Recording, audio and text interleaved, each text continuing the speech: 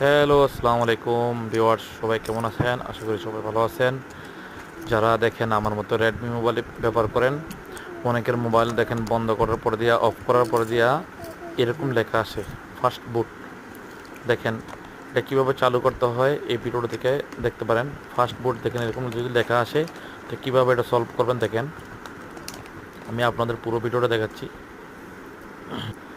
Hello, আসসালামু আলাইকুম viewers, সবাই কেমন আছেন? আশা করি সবাই ভালো আছেন।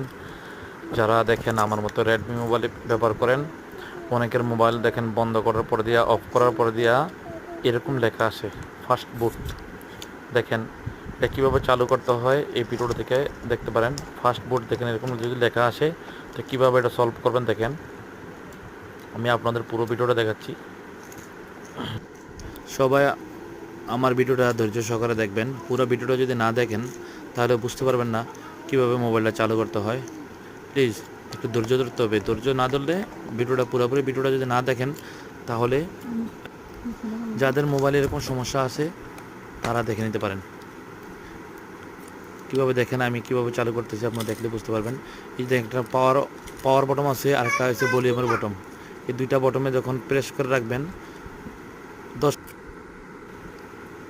10 থেকে 30 সেকেন্ড এই ভলিউমে অফ প্রেস করে রাখবেন, তখন দেখবেন অটোমেটিক মোবাইল চালু হয়ে। দেখেন এই যে আমার মোবাইল চালু হয়েছে।